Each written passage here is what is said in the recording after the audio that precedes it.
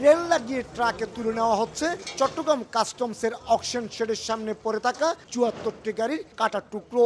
বছরের পর বছর এসব পণ্য নিলামে বিক্রির জন্য রাখা হয়েছিল অকশন শেডে, আবার কিছু পণ্যের নিলামও সম্পন্ন হয়েছিল। কিন্তু আইনি জটিলতায় পণ্যগুলো সরানোর ক্ষেত্রে দীর্ঘসূত্রিতার সৃষ্টি হয়। তবে শেষ পর্যন্ত নৌ পরিবহন উপদেষ্টা সাখাওয়াত হোসেনের কঠোর নির্দেশনায় শুরু হয়েছে ২৪ ঘন্টার মধ্যে স্ক্র্যাপ অপসারণের প্রক্রিয়া।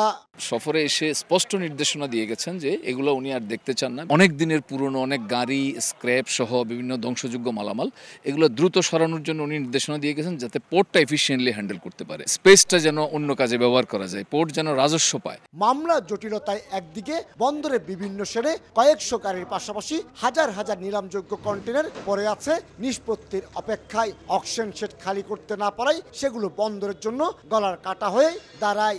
এ নিয়ে বন্দর ও কাস্টমসের মধ্যে একাধিকবার চিঠি চালাচালিও হয়েছে। তবে শেষ পর্যন্ত অকশন শেডের এসব স্ক্র্যাপ সরিয়ে নেওয়া হলে বন্দরের নিলামের পণ্য নিয়ে আসা হবে এখানে, এমনটি জানালেন চট্টগ্রাম কাস্টম হাউসের এ কর্মকর্তা। অর্ধেক পাউডারে দ্বিগুণ উজ্জ্বলতা, নতুন রিন অ্যাডভান্সড অর্ধেক পাউডারে দ্বিগুণ উজ্জ্বলতা।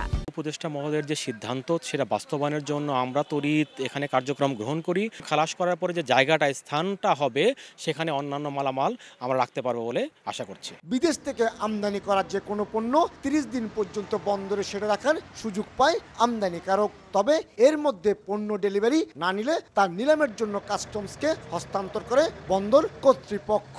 কিন্তু আমদানিকারক আইনের আশ্রয় নিলে সেগুলো আর নিলামে বিক্রি করা যায় না। গাড়ি হিসেবে বন্দরে সেরে পড়েছিল অন্তত ১২ বছর, আর স্ক্র্যাপ হিসেবে কাটার পর এই অকশন শেডে ৬ মাস। তবে উপদেষ্টার কঠোর নির্দেশনা আসার পর একদিনের মধ্যেই অপসারণ করা হচ্ছে গাড়ির স্ক্র্যাপ হিসেবে কাটা এসব জঞ্জাল। চট্টগ্রাম কাস্টম হাউসের অকশন শেড থেকে কমল দে, সময় সংবাদ।